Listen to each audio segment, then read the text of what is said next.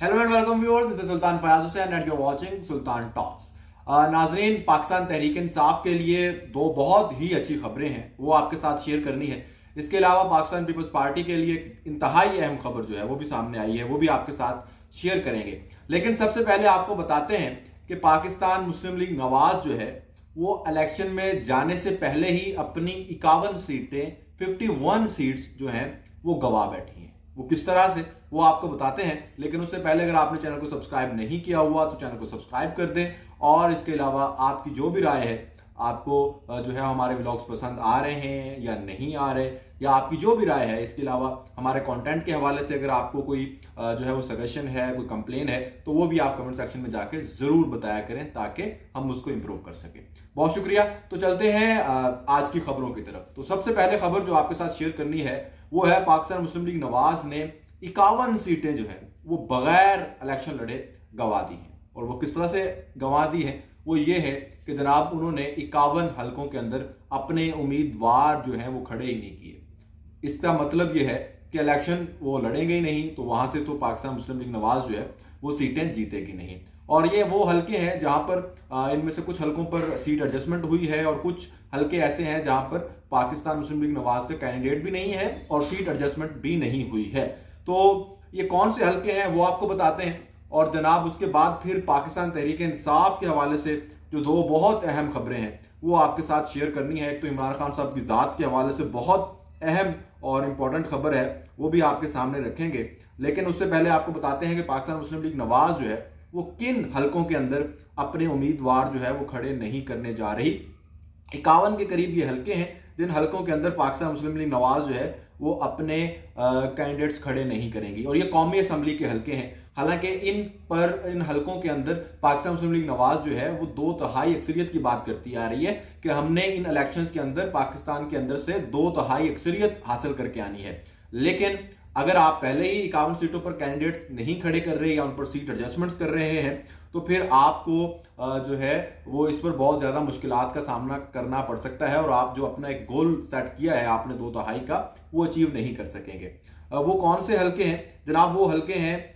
NA4, NA19, NA20, 21, 22, 44, 45, 48, 54, 64, 88, 92, 117, 128, 143, 149, 165, 185, 190, 204, 206, 207, 208, 209, 20210। इसके अलावा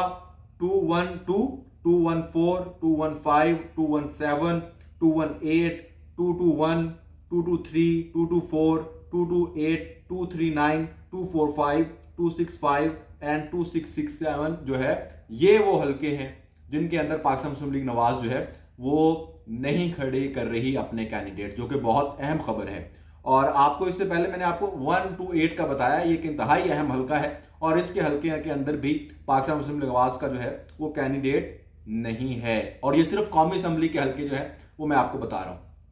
कि 51 हलके जो है वो पाकिस्तान मुस्लिम लीग नवाज ने इलेक्शन लड़ने से पहले ही गंवा दिए हैं, जो कि एक बुरी खबर है मुस्लिम लीग नवाज के लिए और पाकिस्तान मुस्लिम लीग नवाज के जो सियासी हरीफ हैं पीपल्स पार्टी और पाकिस्तान तहरीक इंसाफ, उनके लिए ये एक अच्छी खबर है। अब चलते हैं आगे और आपको बताते हैं कि पाकिस्तान तहरीक इंसाफ के जो चेयरमैन हैं, ताहयात चेयरमैन और बानी इमरान खान साहब, उनके हवाले से एक बड़ी खबर है। और जो उनके खिलाफ एक बहुत बड़े गवाह थे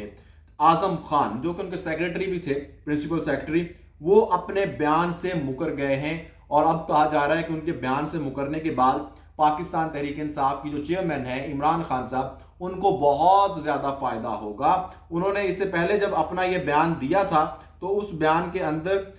चेयरमैन साहब के ऊपर जो है वो बहुत ज्यादा इल्जामात लगाए थे खान के ऊपर, लेकिन अब वो अपने उन इल्जामात से पीछे हटते नजर आ रहे हैं। उन्होंने इस अपने बयान के अंदर एस्टैब्लिशमेंट के हवाले से और आर्मी के हवाले से और उनकी जो लीडरशिप है उसके हवाले से भी अपने एक बयान दिया था कि उनको उनके ख्याल में जो है वो इमरान खान ने साइफर को उनके खिलाफ जो है वो एक मुहिम चलाने के लिए या किसी मनसूबाबंदी के तहत उनके खिलाफ एक कंपेन चलाने के लिए जो है वो साइफर का इस्तेमाल किया था, जिससे पाकिस्तान तहरीक इंसाफ के चेयरमैन को जो है केस उनके खिलाफ बहुत मजबूत हो गया था। लेकिन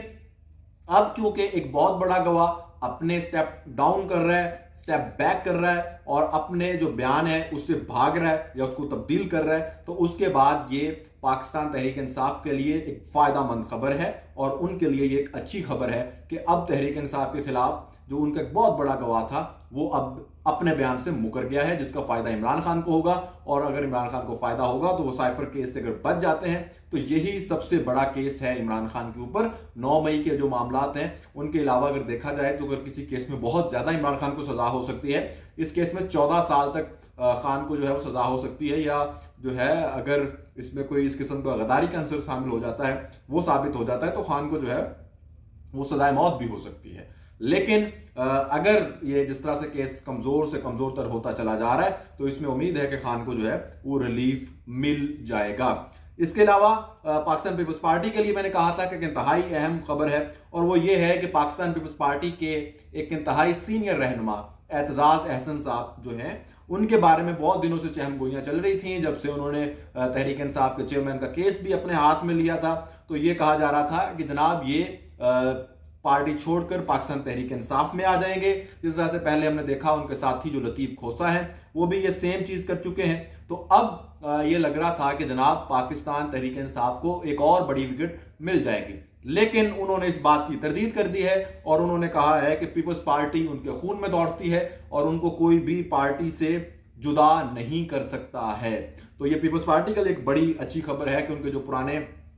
दोस्त हैं, पुराने साथी हैं, वो उनके साथ खड़े हैं। और जनाब ये आपको याद होगा कि कुछ दिन कबल जो है वो बिलावल भुट्टो जरदारी साहब जमान पार्क आए थे और वहां पर जो है उनकी एतजाज अहसन से मुलाकात हुई थी। और अब यह भी कहा जा रहा था कि शायद पाकिस्तान तहरीक इंसाफ के दरमियान और पाकिस्तान पीपल्स पार्टी के दरमियान ये एक ब्रिज का किरदार अदा करेंगे और इनके दरमियान शायद कोई इंतखाबी इत्तेहाद हो सकता है, या फिर इलेक्शन के बाद पाकिस्तान तहरीक इंसाफ जो है वो पार्लियामेंट के अंदर कोई किसी किस्म का इंतखाब जो है वो पीपल्स पार्टी के साथ कर सकती है और जो बाकी उम्मीदवारान होंगे उनके साथ भी जो है वो ये कर सकती है। एक और मैंने कहा था जी कि आपके लिए एक और बड़ी अच्छी खबर है और वो खबर ये है कि जनाब पाकिस्तान तहरीक इंसाफ के हवाले से बहुत दिनों से चहमगोइयां चल रही थी कि जनाब इनकी एस्टैब्लिशमेंट के साथ कोई डील हो रही है या डील नहीं हो रही है। उस खबर की जो है वो तस्दीक हुई है और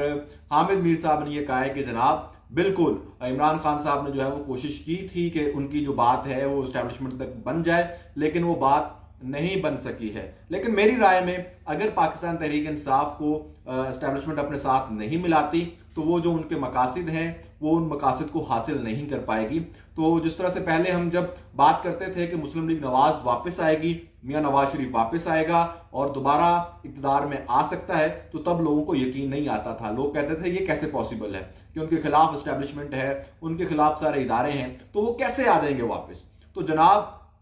उसी तरह से अब मैं आपको आज ये बता रहा हूं कि अगर पाकिस्तान तहरीक इंसाफ को एस्टैब्लिशमेंट ने दोबारा जो है वो मौका ना दिया और इनके साथ दोबारा मिलकर इक़्तिदार में ना आए तो जो एस्टैब्लिशमेंट है उसका वजूद भी खतरे में पड़ जाएगा और जो वो अपने एम्स हासिल करना चाहते हैं, जो उनके गोल्स हैं, वो उनको अचीव करने में नाकाम हो जाएंगे। तो आज नहीं 2 साल बाद, 2 साल बाद नहीं तो 3 साल बाद, खैर एक वक्त आएगा जब हम देखेंगे कि पाकिस्तान तहरीक इंसाफ दोबारा फिर एस्टैब्लिशमेंट के साथ बैठी होगी। Good bye.